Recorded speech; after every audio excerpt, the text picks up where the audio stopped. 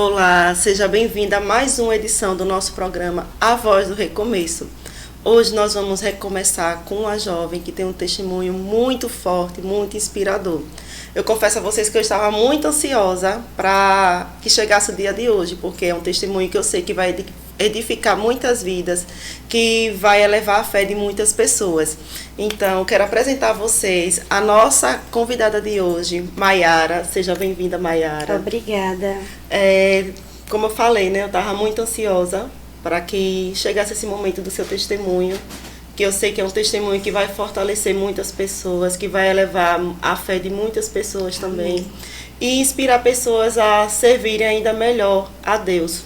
Né? Amém. Maiara, eu queria que você começasse contando sobre o processo que você enfrentou, né, de sua saúde, um processo espiritual. Você comentou que primeiro você tentou cometer um suicídio, né? Sim. E daí por diante que deu continuidade nesse testemunho que você tem para contar hoje. Aí eu queria que você contasse para nós como que foi. Primeiramente é um prazer estar aqui e desde que o Senhor me deu uma nova oportunidade de vida, eu tinha certeza que através da minha história eu iria alcançar pessoas. Então hoje para mim é um momento ímpar e eu estou muito feliz de estar aqui. Inclusive daqui a 10 dias, no dia 13 de setembro, quando vai completar 3 anos da minha tentativa de suicídio. Se alguém me perguntar qual foi o motivo ou algo do tipo assim, eu não vou saber explicar, porque eu perdi a memória do mês de agosto e do mês de setembro de 2022. Então, eu não tenho noção exatamente o que aconteceu. Eu só sei que eu acordei dentro de uma UTI. E já tinham se passado 40 dias que eu estava em coma. E desde então, tudo o que eu sei é o que os meus pais e amigos falam. Que durante eu passei 45 dias dentro de uma UTI e mais 20 dias dentro do apartamento, totalizando 65 dias. Durante esses 45 dias dentro da UTI, os médicos tentaram fazer de tudo, para que eu melhorasse. E em vez de eu melhorar, eu só vinha piorando. E o engraçado é que quando eu dei entrada no hospital, e eu passei uma noite em observação ainda, e eles resolveram me levar para UTI, porque mesmo usando o oxigênio, minha saturação não estava boa.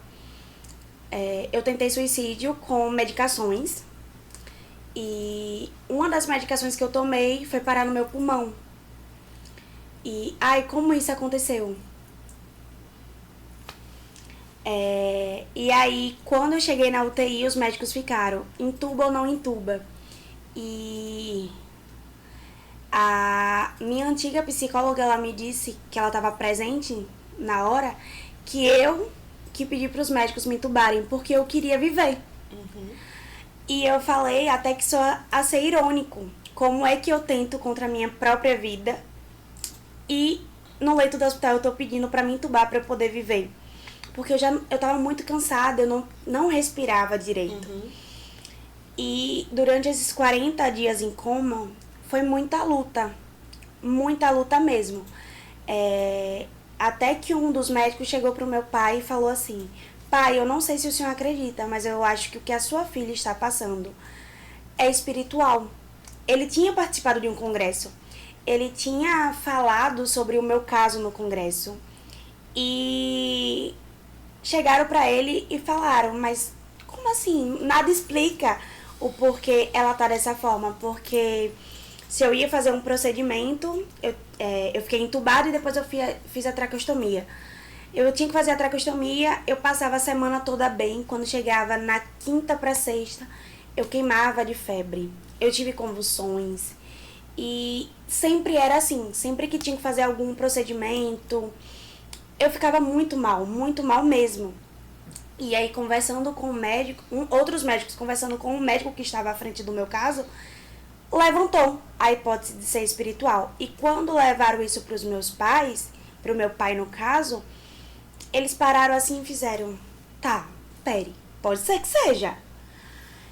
E aí o que é que acontece? Naquele mesmo ano eu já tinha perdido meu irmão, porque no dia 5 de janeiro meu irmão tirou a própria vida. Meu Deus. E no dia 13 de setembro de 2022 eu também tentei contra a minha vida. Então, meus pais começaram a enxergar diferente. Pera, tem algo de errado. Realmente deve ser algo espiritual. E nisso, conversa com um, conversa com outro. Eu sei que foram várias pessoas correndo atrás do lado espiritual mesmo. Uhum. E aí quando falam de espiritual, infelizmente, as pessoas não vão em uma igreja. As pessoas buscam um pai de santo, uma mãe de santo, uma benzedeira e por aí vai. E foi isso que aconteceu. Minha mãe conversou com uma pessoa e essa pessoa foi buscar um pai de santo e foram buscando pessoas e pessoas. E no final de tudo, 3 pessoas diferentes que não tinham ligação nenhuma falaram a mesma coisa. Falaram para os meus pais que o que eu estava passando era espiritual. No caso, essas 3 pessoas diferentes, elas eram de religiões diferentes ou eram todas da mesma religião? Todas ligadas à questão do espiritismo, né? Uhum. Que uma era a benzedeira, o outro senhor, eu não sei o que ele é. Uhum. Ele é do interior, não sei mesmo, mas é como se ele olha pra você e ele sabe as coisas que tá acontecendo. Uhum.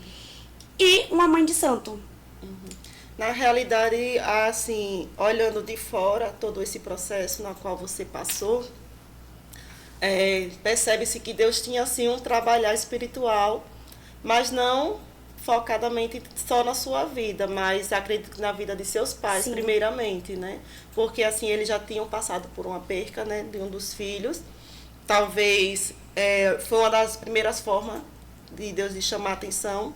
Não digo Deus, porque Deus jamais iria, né, permitir que seu irmão ele viesse tirar a própria vida, né? Mas assim, muitas vezes uma dor já nos leva, né, à presença do Senhor. Das duas, uma, ou leva a presença ou afasta mais ainda. Talvez porque eles não tiveram tido essa maturidade nesse período, acabou que eles tiveram que viver um segundo processo, que foi o seu.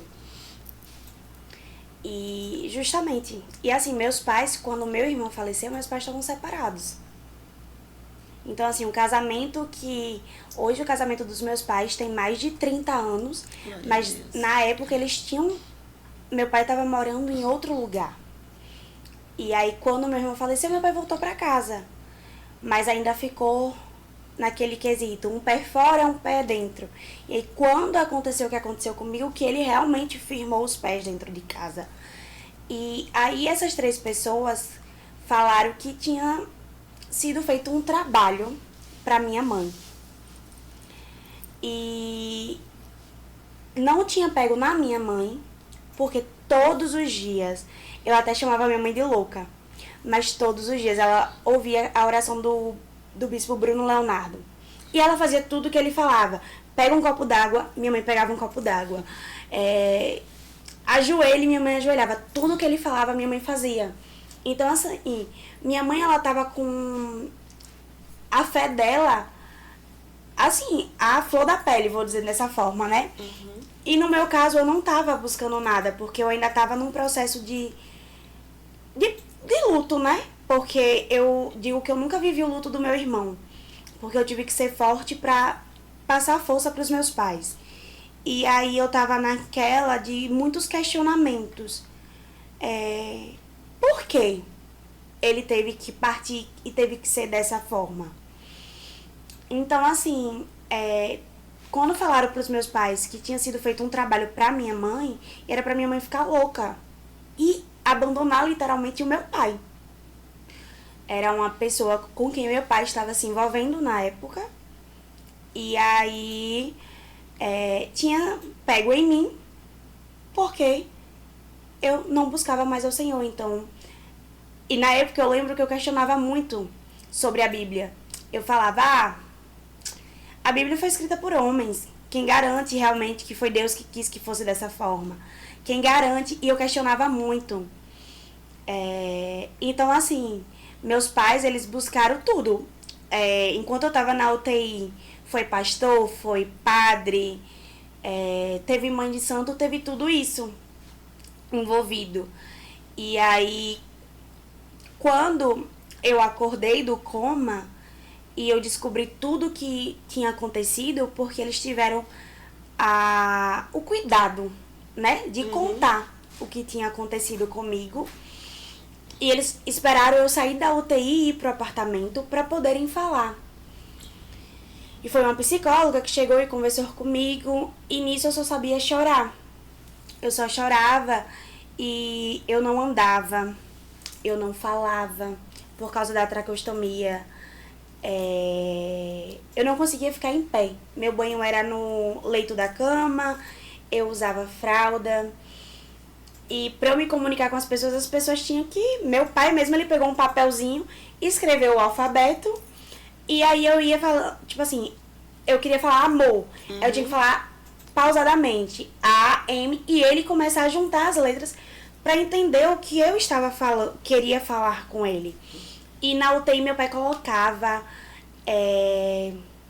os salmos, eu não me recordo agora, mas ele colocava todo dia a oração dos salmos. Eu só não me recordo qual salmo era, mas pra ouvir. E foi um processo, assim, longo, porque foram mais de 2 meses, né?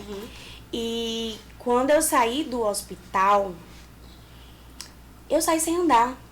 Eu saí de cadeira de rodas. Minha mãe não podia deixar de trabalhar. Minha mãe é diarista, mas meu pai, graças a Deus, ele é funcionário público. Então, ele pegou licença e meu pai que cuidava de mim. Meu pai que me dava banho, meu pai que penteava meu cabelo, trocava minha fralda. E eu sempre tive comigo que eu iria voltar a caminhar logo. E Deus, ele levantou pessoas para me ajudar nesse processo. Eu fazia fisioterapia em casa, aí eu te pergunto, com que dinheiro pagava? Mas Deus, ele levantou pessoas. Eu ganhei fraldas, a gente teve ajuda financeira e a gente pagou o fisioterapeuta, que foi até um colega meu, que eu tinha conhecido na igreja. E então, assim, eu tinha pra mim o seguinte, se hoje eu dei um passo, amanhã eu dou 2. Se eu dei 2, eu dou 3, e assim eu ia indo. E se a comida não, se a minha mão não vinha até a boca, se a minha mão só vinha até aqui, a minha cabeça ia até a comida, porque eu queria ter essa liberdade. E aí quando eu estava, vamos dizer que 60%, porque disso tudo eu só fiquei com uma sequela. Falaram que eu teria sequela na voz, porque quem usa traqueostomia fica com a voz robotizada, que eu teria que fazer fono, e graças a Deus eu não precisei passar por nada disso. Mas eu fiquei com uma sequela, mas eu digo que ninguém vai à guerra e não sai sem nenhuma cicatriz. Então a minha cicatriz hoje é nessa mão esquerda. Eu não sinto 3 dedos, porque era feito um exame chamado gasometria, e nisso acabou lesionando 2 nervos meus, e eu não sinto esses 3 dedos. Eu seguro as coisas e cai, mas eu nunca questionei a Deus o porquê dessa lesão, o porquê, né, dessa sequela, porque eu sempre tive o entendimento que isso não é nada diante do que eu passei. Com certeza. Até porque, assim, um período muito longo que você passou de coma, né? 40 dias não é 4 dias, né? É um período assim que até mesmo a medicina muitas vezes fica até desacreditada dependendo do caso, né? Se realmente aquela pessoa vai voltar, se não vai, né? Acredito eu que seus pais ficaram muito, assim, tiveram que exercer muita fé, né? Para poder ter a certeza de que você iria voltar, porque eles já estavam ali sofrendo um luto e corria o risco de sofrer o segundo também, né? Mas Deus, ele é tão misericordioso e bom que ele trouxe você de volta para poder ser testemunha viva hoje, está contando o seu testemunho. E ser testemunha principalmente de seus pais, né? Amém. Porque, assim, de uma certa forma, a sua fé ela já estava sendo exercida no leito, mesmo que inconsciente, né? Porque eu tô um pouco rouca. Porque mesmo inconsciente, Deus já estava trabalhando no seu espírito ali.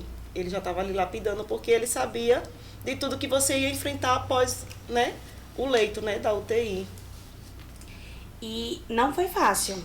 Não foi nada fácil. E, assim, os médicos, eles tinham desacreditado mesmo que eu iria sobreviver.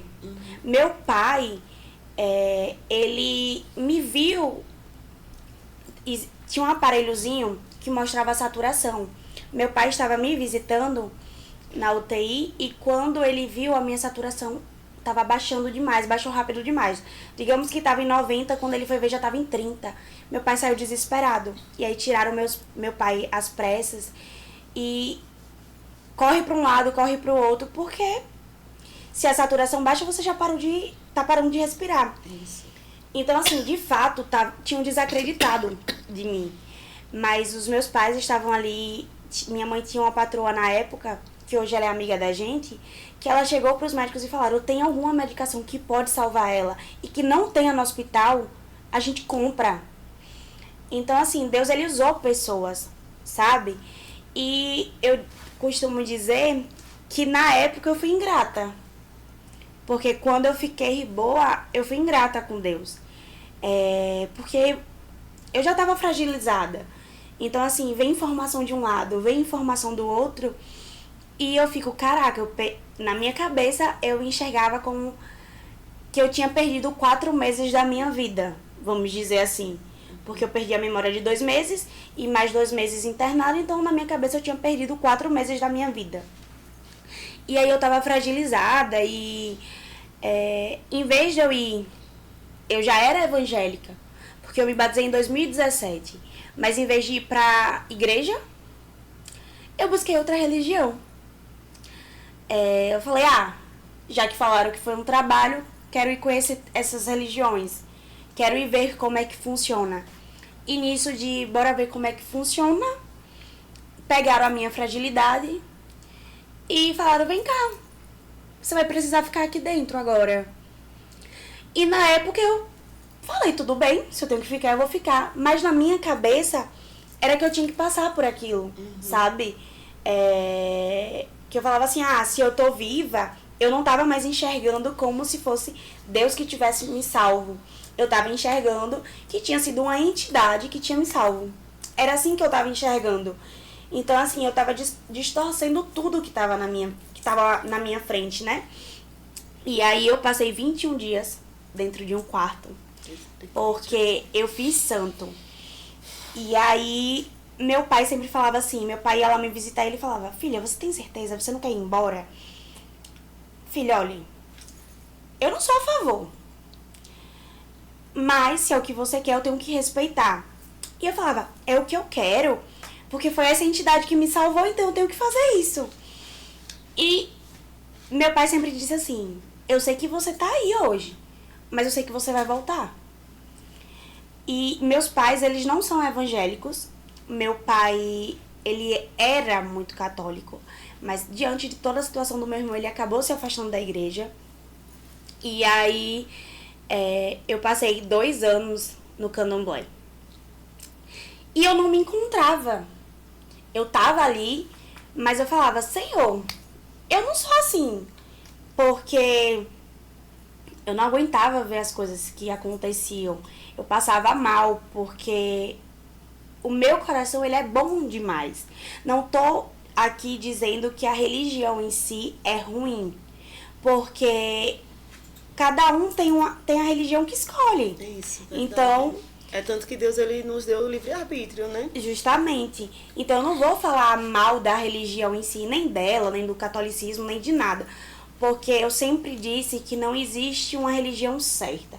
Existe a religião certa para cada um. Porque quem salva a gente não é religião. É Cristo. Então, eu sempre tive muito essa visão. Mas tudo que acontecia é uma coisa fora do comum para mim. E eu não me agradava. Eu não me sentia tão bem assim. E aí, eu sempre batia de frente com meu pai. E eu costumava dizer assim, eu sou macumbeira. E meu pai e uma tia minha, que ela é minha tia Dene, ela é evangélica, né? Ela sempre repreendia. Ela tá repreendido. Você não é macumbeira não, Mayara. Você não tem nem maldade dentro do seu coração. Porque se você fosse macumbeira, você já tinha feito muitas coisas para as pessoas. Porque na minha casa todo mundo fala que eu sou boa até demais. Então eu acabo... As pessoas acabam montando e tudo mais. E a minha tia falava muito sobre isso. Que se realmente eu fosse, eu iria usar a maldade contra essas pessoas. E eu nunca tive maldade dentro do meu coração. Nem pela pessoa cuja falaram que fizeram um trabalho. Eu nunca nem tive essa maldade dentro do meu coração. Sempre entreguei na mão de Deus e eu acho que todas as atitudes que a gente faz aqui na Terra, a gente paga aqui na Terra mesmo. É porque, na verdade, assim, o inimigo, ele é sagaz, né?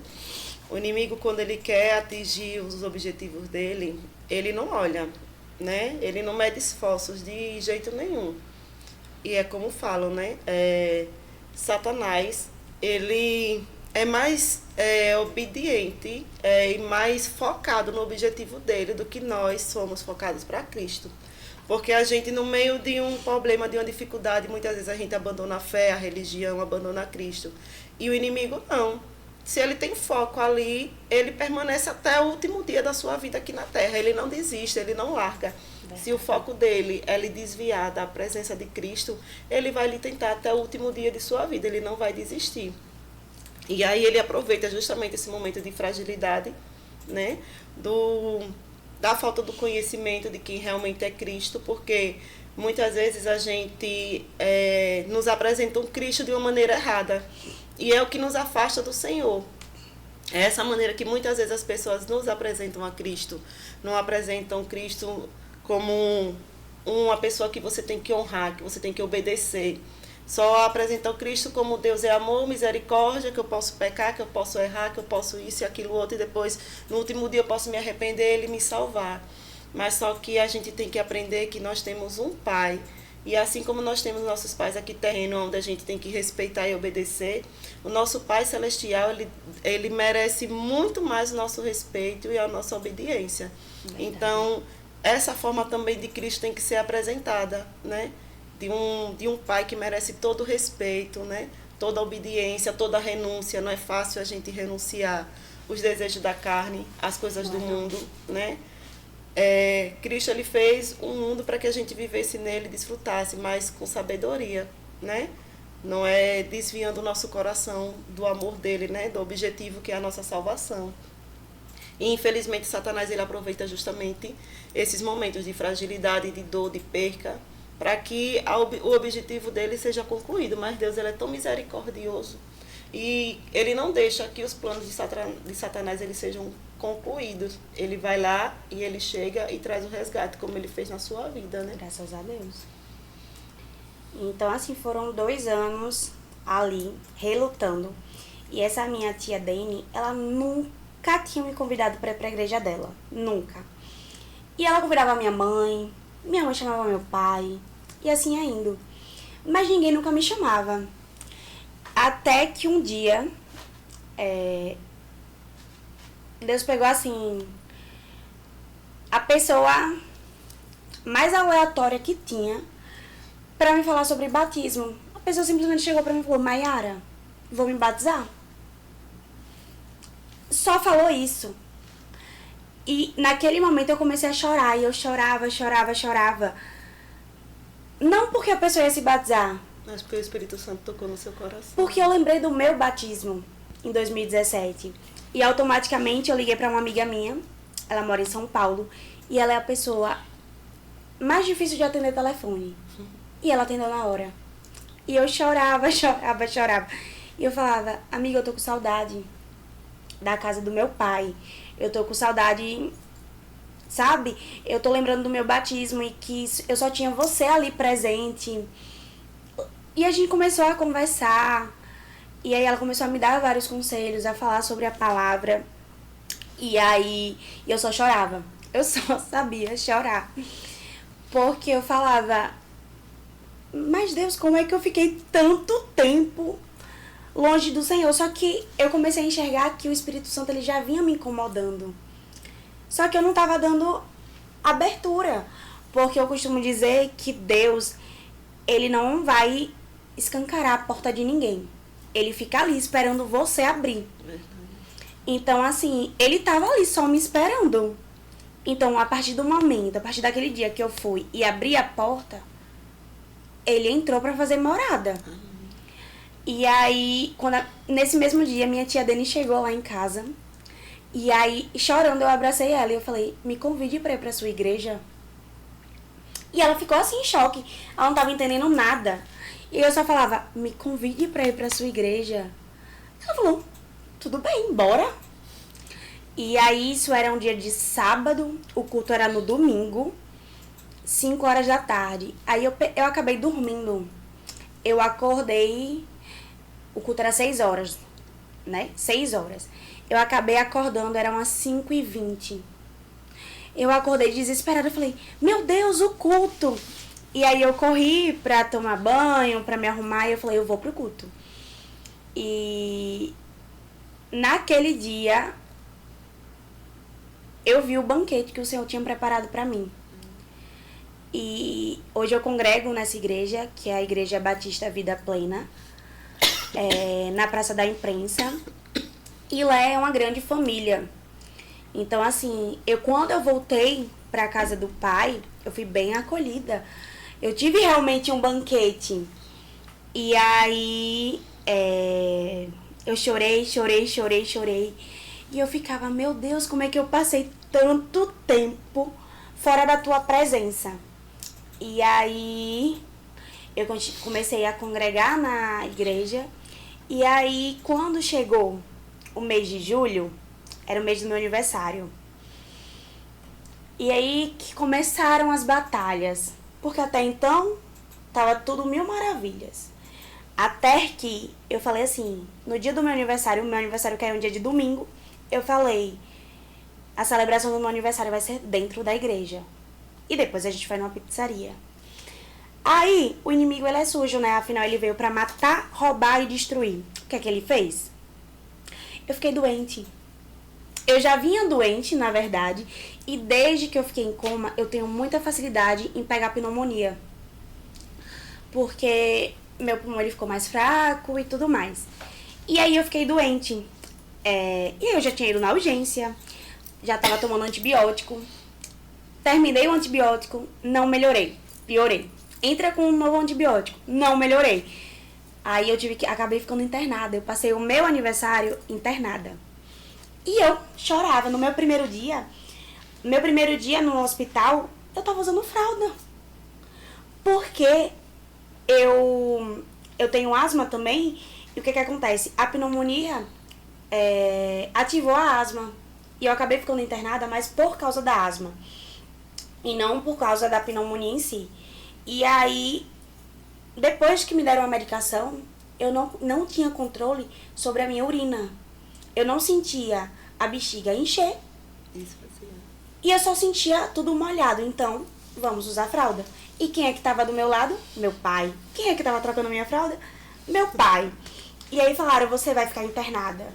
E eu falei, eu não posso ficar internada. Meu aniversário é no domingo. E isso, se eu não tiver... Isso era numa quarta. Eu falava, mas meu aniversário é no domingo. Como é que eu vou ficar internada? Mas ali o Senhor já tinha um propósito. Ele já tinha feito tudo, né? Como tinha que ser. E aí, tudo bem, tem que ficar internada, vamos ficar internada. Eu fiquei no mesmo andar que eu tinha ficado internada há 3 anos atrás. Praticamente com a mesma equipe, as pessoas me conheciam. E as pessoas falavam, foi a menina que renasceu de novo. E falavam essas coisas, e tipo assim, eu ficava... E aí eu passei a primeira noite no hospital. Quando amanheceu eu falei, eu vou ler a Bíblia. E até então eu não tinha esse costume de ler a Bíblia. E aí eu fui ler Jó. Fui ler a história de Jó. E lá, em um dos versículos que eu tava lendo, falava sobre a morte. Que em algum momento Jó acabou se questionando o porquê, tipo, tava vivo e tudo mais, o porquê dessas coisas. Então, eu entendi, naquele mesmo dia, o porquê eu tava internada. E eu comecei a falar, Deus, eu entendo porque eu tô aqui hoje. Eu entendo que o Senhor me trouxe para o mesmo lugar que o Senhor me salvou. Para mostrar que quem me salvou e quem me resgatou foi o Senhor. E que eu sou filha amada do Pai. E que o Senhor vai fazer o extraordinário na minha vida. Que o Senhor vai me usar, porque no leito do hospital há 3 anos atrás, eu resolvi fazer psicologia. Eu falei, eu vou fazer psicologia, porque aí, com a minha história eu vou salvar pessoas. Eu tinha isso na minha mente. Então, assim, quando eu fiquei internada agora, em julho, eu comecei a conversar com o Senhor. Eu comecei a ver Deus em tudo. Porque o médico que começou a me acompanhar, ele era pneumologista. Então, assim, era o agir de Deus. Eu falei até que passou a nutricionista, ela perguntou o que eu comia, o que eu não comia. E eu sou péssima pra comida. Por mais que eu seja gordinha, eu sou muito ruim de boca. E aí eu falei pra ela as coisas que eu conseguia comer. E quando chegou a marmita, veio errado. E eu falei, e a minha preocupação não era com a minha comida, era, meu pai vai ficar com fome? E meu pai não tava nem preocupado. E aí eu chamei a enfermeira veio, eu falei, ó, veio errado a minha comida, eu não como o que tem aqui. Ela fez, tudo bem, a gente já vai providenciar outra. E aí eles providenciaram outra marmita e com o que eu gostava. E aquela outra, quem comeu foi meu pai. E na que eu não gostava, veio exatamente com as coisas que meu pai mais gosta. Então eu comecei a dizer assim, pô, é o agir de Deus. Deus, ele tá cuidando de tudo, sabe? Aí eu comecei a enxergar, eu falei, caraca, eu tive que passar uma noite de fraldas. Na verdade, eu passei mais de 24 horas de fralda. E eu falava assim, caraca, eu tô revivendo tudo. Só que agora da maneira consciente, né? Sim, de uma maneira consciente. Então eu comecei a entender o porquê eu tava ali. Eu passei 5 dias internada e foram, assim, 5 dias de muito aprendizado. E meu pai, ele falou assim, filha, eu sabia que você ia voltar. Porque quando Deus, ele planta uma semente no coração, pode demorar a germinar, a florescer, mas vai acontecer. E ele sempre me diz assim, Mayara, se você tá dando um sim pra Deus, tem que ser um sim verdadeiro. E eu falava, mas o meu sim é verdadeiro. E ele sempre falou isso no decorrer da minha caminhada no Evangelho. E meu pai, quando eu comecei a congregar na igreja evangélica, que eu comecei a congregar na Quadrangular, por ser perto da minha casa, meu pai, ele me proibia de ir. Ele me proibia. Eu ia escondido dele. Mas quem me deu a minha primeira Bíblia foi meu pai. E aí, durante esses 5 dias, eu tive uma conexão muito boa com Deus. Eu entendi o porquê eu estava ali. E eu comecei, coisas que eu nunca nem tinha feito, foi falar sobre tudo o que tinha acontecido comigo. E eu comecei a falar. Porque eu comecei a ter um entendimento que através da minha história, pessoas serão salvas. Que não é o fim, sabe? Você pode estar... Quem tenta o suicídio não quer se matar, quer matar a dor que está sentindo. Então, eu comecei a entender, junto também, né? Já que eu sou estudante de psicologia, eu tô no 6º período, que a mente da gente sabota muito. A mente da gente começa a pregar peças. E é aí onde o inimigo começa a entrar. É como diz o ditado, né? Mente vazia, oficina do diabo. E realmente é. A gente tem que estar sempre preenchendo a nossa mente com coisas que edificam, né? Porque em um milésimo de tempo que você deixa ela vazia, é naquele momento que o inimigo, ele chega e ele se apodera.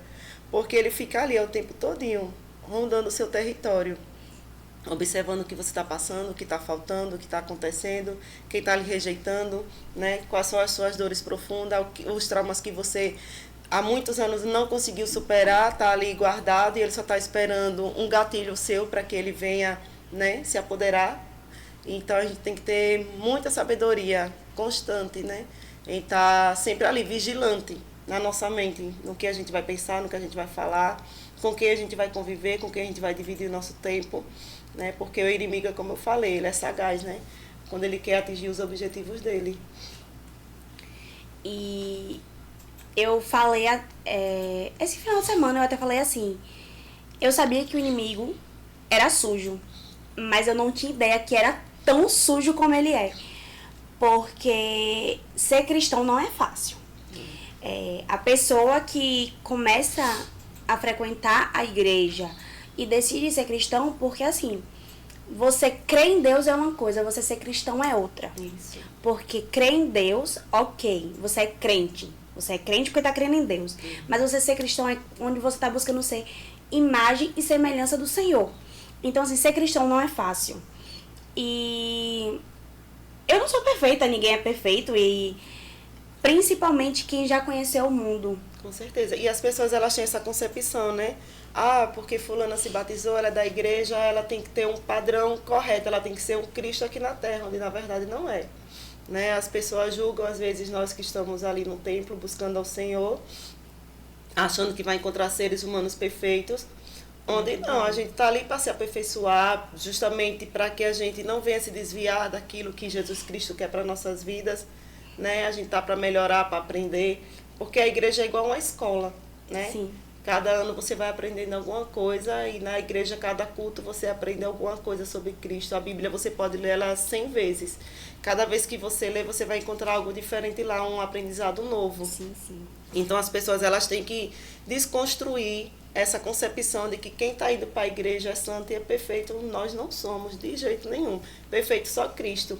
E muitas vezes algumas pessoas acabam até se desviando justamente por conta dessas críticas, desses apontamentos, desses julgamentos, de achar que quem está ali, ela já tem que ser a imagem e semelhança de Cristo, onde na verdade não vai acontecer.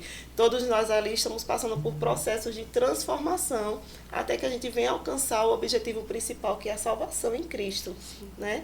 E assim, observando o lado do seu pai, ele pode não ter observado, mas seu pai, ele já é convertido, né? Ele já tem uma fé, ele já tem uma visão de Cristo, né? Que ele ainda não, talvez ainda não percebeu, que ele já se converteu para Cristo. Só está faltando, na verdade, o batismo e aí, no caso, os outros detalhes. Mas, assim, já uma convenção da fé dele, né? De quem realmente Deus é, do que Deus ele pode fazer. Ele, em todo momento, ele creu, ele acreditou e a fé dele foi fundamental para que hoje você estivesse aqui também contando o seu testemunho, né? Sem sombra de dúvidas. E assim, eu e meu pai é cão e gato. A gente briga muito, mas a gente se ama muito, né? Então, assim, normalmente é a mãe que fica com o filho no hospital. Lá em casa não, lá em casa é meu pai. Eu vou pra urgência, quem vai comigo é meu pai. Às vezes, muitas das vezes eu vou sozinha, porque eu falo, eu já sou uma mulher adulta, então eu tenho que ir só. Mas aí meu pai faz, quando ele descobre que eu tô na urgência, ele, não, tô indo pra ir. E assim, ele conversa muito comigo. E eu sou diagnosticada com depressão. E depressão, ela não é uma doença, ela é um transtorno. E por ser um transtorno, ela não tem cura. Mas a pessoa consegue conviver com a depressão. É a mesma coisa o HIV. Quem tem o HIV? O HIV, a pessoa vive tranquilamente com HIV, desde que você faça um tratamento adequado. A mesma coisa a depressão. Se você faz um tratamento e tudo mais, você pode ficar sem medicação. Hoje, pra honra e glória do Senhor, eu não tomo mais medicação controlada. Sendo que eu tomava medicações controladas, tipo, tomava manhã, tarde, noite, eu precisava de medicação pra dormir. Eu precisava de medicação pra estar acordada. Eu precisava de medicação pra estar sorrindo. Eu precisava de medicação pra tudo. E hoje, graças a Deus, eu não tomo medicação nenhuma.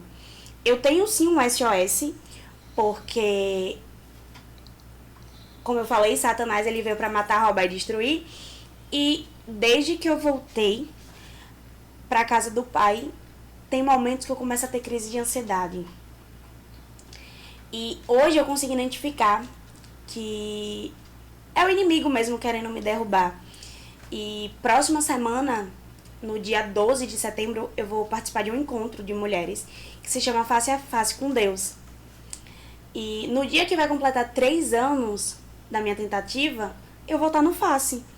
E desde que eu me inscrevi no Face, E desde que vem se aproximando face, o inimigo ele vem tentando me derrubar. E ele tá tentando de todas as formas. Ele tentou de um jeito, não conseguiu, aí vai tentando de outro. E quando eu fui ver, eu falei, oxe, peraí, não vou dar brecha pra ele não.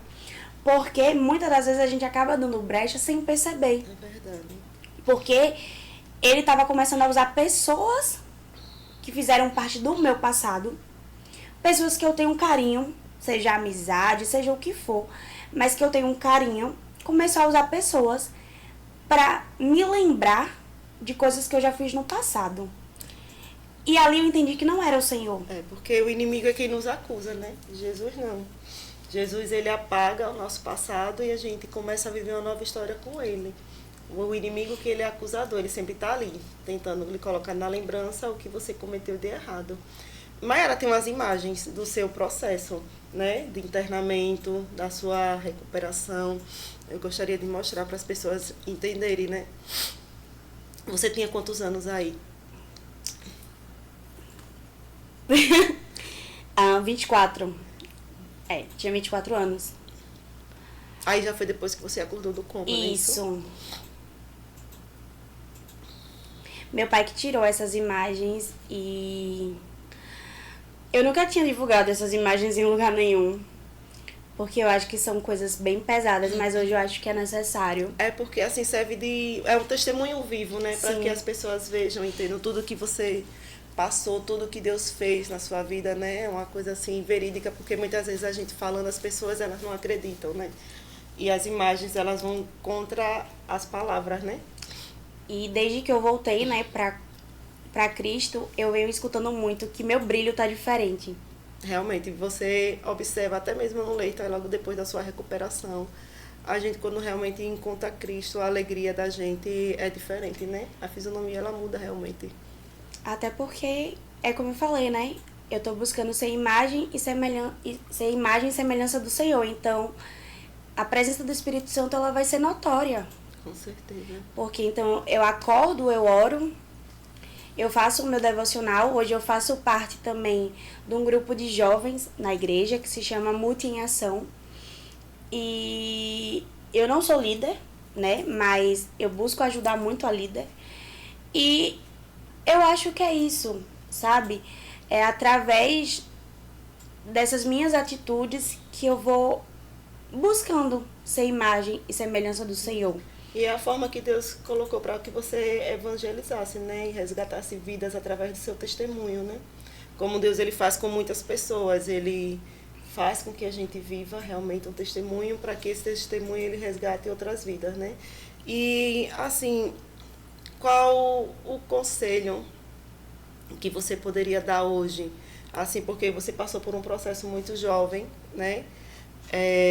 Sobre tudo que você passou, qual o conselho que você daria a essas pessoas, a esses jovens que muitas vezes eles estão desgarrados da fé porque ainda não tiveram a oportunidade de conhecer a Cristo como nós conhecemos hoje, de buscar estar na presença dele, né? O que você diria a eles para que eles, o quanto antes, pudessem desfrutar dessa presença que a gente desfruta hoje?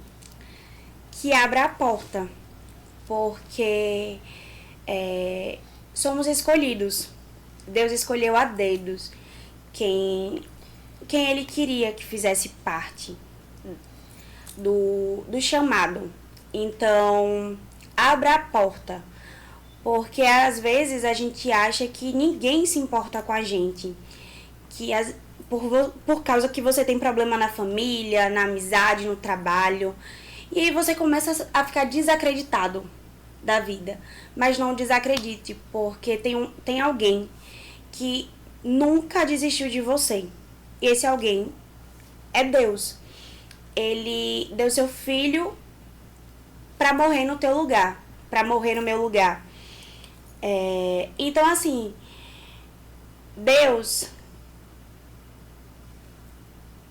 é Deus. E eu não tô falando de religião, porque não tô falando pra pessoa se converter ao evangelho, porque existe... Deus, pra mim, ele é único. Só que as pessoas enxergam de formas diferentes. Até nós que somos evangélicos, temos doutrinas diferentes, temos visões diferentes. Tem coisas em uma doutrina que a gente não concorda e tá tudo bem, mas é aquela doutrina, a gente tem que respeitar. Então, assim, é abrir a porta mesmo, é abrir a mente também e principalmente para quem tem esses pensamentos que um dia eu já tive, que é de tirar a própria vida. Não é só se entregar a Deus, mas também buscar um tratamento, porque nem tudo é espiritual. A mente da gente é o nosso pior inimigo. E é uma parte do nosso corpo que precisa também de tratamento e de cuidado, né? E tem muita gente que não quer ir num psicólogo porque acha que psicólogo é coisa de doido. Isso. Porque era assim que as pessoas mais velhas enxergavam. Mas não, se pararmos para observar, após a pandemia, o mundo ficou doente. Isso. O mundo ficou doente. Então é necessário você fazer uma terapia. Mas melhor ainda do que a terapia é você se entregar para Deus. Porque a terapia hoje me ajuda. Mas eu estar na presença do Senhor me ajuda muito mais. As duas têm que andar lado a lado. Então, o meu conselho mesmo é abrir a porta. E eu costumo falar muito para os meus amigos sobre isso. Quando estão passando por algumas dificuldades. Não que eu nunca tenha questionado, não. Porque hoje eu estou aprendendo a trocar o porquê para o pra quê. Porque muitas das vezes eu falava, por que, Senhor, eu estou passando por essa situação? E hoje eu paro e pergunto, pra que eu estou passando por isso? E se a gente for analisar, todos nós quando passamos por um processo que Deus ele quer nos lapidar, é justamente para trocar esse porquê. Porque eu trouxe Ju Ingrid, ela passou um processo também muito grande com o esposo, com Paulo, e ela disse que se questionava os porquês. Eu tenho passado por um processo, hoje eu já não questiono, para a honra e glória do Senhor, mas eu ficava sempre me questionando o porquê, né? Então é isso que Deus ele quer tratar justamente quando nos coloca num processo, para que a gente pare de perguntar o porquê e entenda o para quê, o que é que você está aprendendo com aquilo ali, qual é a lição que Deus ele está lhe mostrando, né? Então, que quem ainda não está vivendo e quem ainda não viveu um processo, então aprenda logo com a gente, né? Troque o porquê. Não fique perguntando por quê. Porque se você já sofrer um pouquinho, já vá perguntando para quê, Senhor? Porque aí vocês vão sofrer menos, né? Não deu certo algo hoje, não pergunte o porquê, não. Pergunte, Senhor, hoje não deu certo. Pra quê? Né? Pra que não deu certo hoje? Se eu tava criando tanta expectativa, se eu tinha planejado tanto. Então, o que eu costumo falar para os meus amigos é isso. É que Deus, ele é Deus. Ele não julga ninguém. Nós, seres humanos, que julgamos. Julgamos a roupa do outro, julgamos o cabelo do outro, julgamos as atitudes do outro. E ninguém, absolutamente ninguém, é igual ao outro. Eu costumo falar que o processo de lapidação é diferente para cada um. Isso, tem gente que quando entra na igreja e se entrega para Cristo, muda da água para o vinho instantaneamente. Verdade. E tem gente que precisa passar pelo processo. Tem gente que fica meio lá, meio cá, meio lá, meio cá. Mas no final sempre se entrega. Então eu costumo falar para algumas amigas minhas e amigos sobre isso. Que Deus ele não vai te julgar. Deus ele conhece os teus pecados e mesmo assim ele te ama. Ele te acolhe, ele te abraça. Então assim, eu sempre falo, abra a porta para Deus, porque ele tá aí. Ele só tá esperando que você abra para ele entrar, para ele fazer morada, porque eu acho que Deus ele é maravilhoso e ele respeita tanto a gente, é tanto que ele deu o livre-arbítrio, né? Então, por mais que ele tenha dito que o caminho que a gente tem que seguir é o caminho de cá, e a gente vai pelo caminho de cá, ele não vai abandonar a gente. Ele vai se fazer presente ainda na nossa vida. Então, eu acho muito sobre isso, sabe? Acho que é isso, a gente entender quem é Deus, é a gente abrir a porta, é a gente sentir a presença do Espírito Santo. Porque tem muita gente que está dentro da igreja, mas nunca nem sentiu a presença do Espírito Santo, porque nunca se abriu a isso, porque nunca buscou, porque está indo para a igreja só por ir, só por status, só para dizer, tô indo para a igreja. Meu padrinho, ele costuma falar que quem vai para a igreja só apenas dia de domingo é domingueiro. Porque tem muita gente que só vai na igreja no domingo. Isso. E vai lá e nem às vezes nem presta atenção.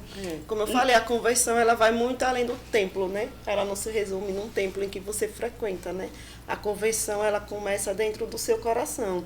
Quando você realmente converte seu coração com a Cristo, ele vai lá e faz morada. E aí há sim a disponibilidade de você fazer a mudança de si mesma, né? E é como eu falo, a maior dificuldade do evangelho que eu tenho entendido, que eu aprendi, é a renúncia e a obediência. Renunciar e obedecer é a parte mais difícil do evangelho, de você realmente servir a Cristo, porque não é fácil você querer fazer algo que seu corpo deseja, sua carne deseja, mas você sabe que tem que obedecer a Cristo. Então, é isso que Deus ele quer da gente, que a gente renuncie e que a gente obedeça. Então, o principal é isso, renunciar e obedecer. E eu queria, Maera, que você deixasse uma mensagem, né, para seu pai, para sua mãe, porque foi um processo muito árduo que eles passaram, né? Quero já deixar assim para eles que Deus venha abençoar mais ainda e fortalecer a vida deles, porque o que eles passaram não foi fácil. A cicatriz que não vai se apagar nunca no coração deles, porque ninguém queira sentir, todo mundo fala, a dor da perca de um filho, porque não é fácil, é algo que a gente não deseja nem para o nosso pior inimigo. Mas, assim, que Deus ele é maravilhoso porque colocou eles em um processo, em um vale, onde eles temeram novamente, né, passar por mais uma perca, mas Deus foi misericordioso e bom, não deixou que isso acontecesse. Você teve um pai que lhe apoiou em todos os momentos da sua vida, né? E é muito especial a gente ter um pai e uma mãe que nos apoia. Nem todo mundo tem esse privilégio, como nós temos. Eu tenho um pai maravilhoso, que meu pai ele ora muito por mim. Eu tenho um pai que eu amo a Ave Maria extremamente. Minha mãe também, muito, muito, né? Então, nem todo mundo tem esse privilégio, né? Como nós temos. E que Deus ele venha trabalhar também na vida espiritual deles, que eu creio que já trabalhou, mas da forma que Deus realmente quer, que eu sei que vai chegar o tempo, né? Que você venha deixar uma mensagem para eles, para todos aqueles que estiveram do seu lado, né? Uma mensagem de esperança para aqueles que não estão mais acreditando na vida, porque nesse momento você sabe que tem muitos pais com seus filhos no leito de hospital. Tem muitos pais que hoje estão enterrando seus filhos e eles ficam ali desacreditados, achando que muitas vezes não há mais esperança em nada na vida, devido à dor que eles estão sentindo, né, no momento. Mas a gente tem que continuar crendo que, independente da dor que a gente sinta aqui na terra, a gente tem um Deus que vai nos alegrar eternamente, que é quando Ele vier nos resgatar daqui. Pro meu pai, pra minha mãe e pra todo mundo que ficou ao meu lado durante esse tempo, né, que foram longos meses, principalmente pro meu pai e pra minha mãe, que eram obrigados a passar pelo local que meu irmão faleceu. Primeiramente eu peço perdão, né, porque eu sempre peço esse perdão por ter feito eles passarem por isso, mesmo entendendo que tudo aconteceu porque tinha que acontecer. Mas também falar que eu sou muito grata pelo pai e pela mãe que eu tenho, apesar de todas as brigas, porque brigamos, é normal. A minha relação com os meus pais nem sempre foram das melhores, né? Veio ser boa mesmo desde esse processo meu, porque eu não tinha essa proximidade com os meus pais, principalmente com o meu pai. Eu nunca fui tão próxima a ele como eu acabei sendo durante esses 3 anos pra cá. Então, eu sou grata a Deus pela vida de vocês, por mais que eu não demonstre tanto, por mais que eu não fale tanto, mas eu sou grata sim pela família que o Senhor me deu. E eu creio que a minha casa servirá ao Senhor. Eu creio que em breve o meu pai e a minha mãe estarão comigo na igreja, louvando, adorando e servindo a Deus. E as pessoas que estão desacreditadas, por mais que hoje você esteja sentindo essa dor, porque é uma dor terrível e só você vai saber falar e só você está sentindo essa dor, mas um dia essa dor vai ser só cicatriz e você vai olhar para trás e você vai sentir orgulho de você por você ter conseguido permanecer firme. E é assim que eu olho hoje. Eu olho para o meu passado e eu só vejo cicatriz. E eu vejo agir de Deus na minha vida. E eu creio que Deus está agindo na vida de cada um que está assistindo o podcast hoje.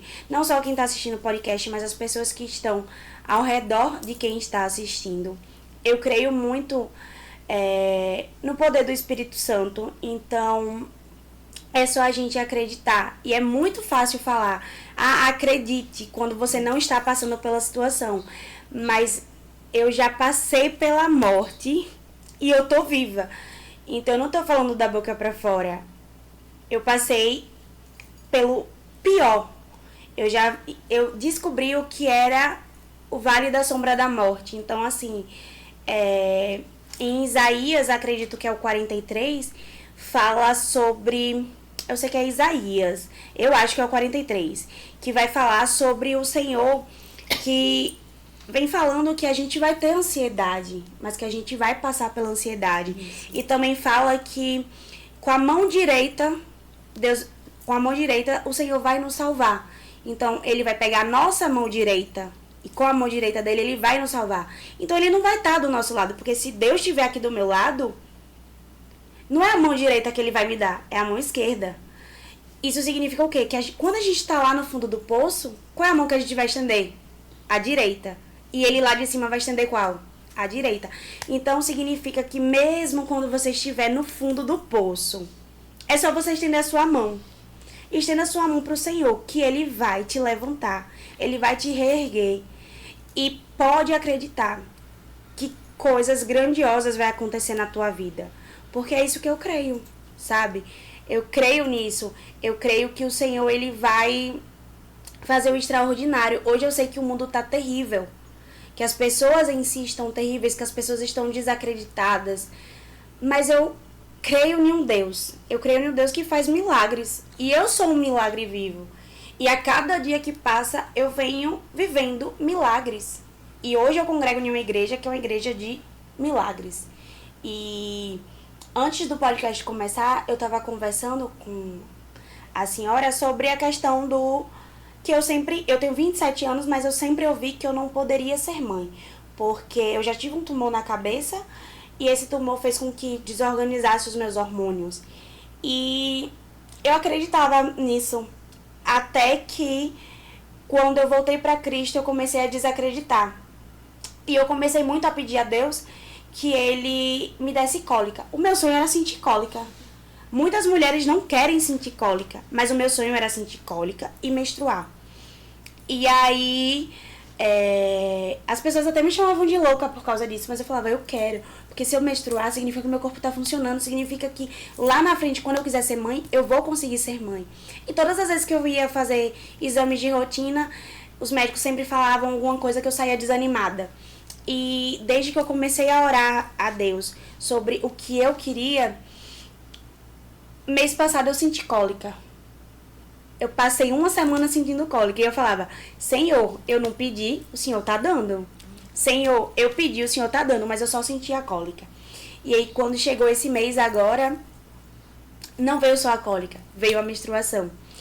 E quando eu me ajoelhei para agradecer ao Senhor, porque era o que eu tinha pedido. E quando eu fui na médica para fazer o meu exame de rotina, eu saí de lá com palavras de esperança.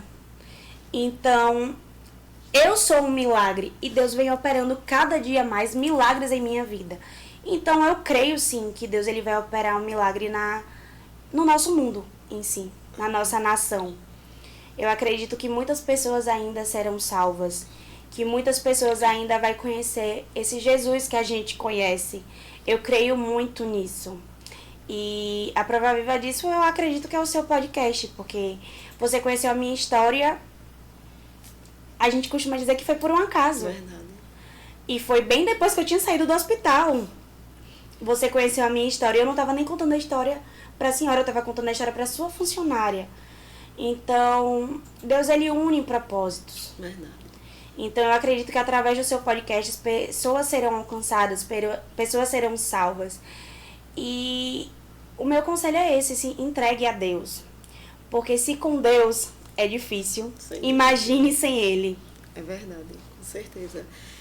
Então, assim, eu só quero louvar e agradecer a Deus, né?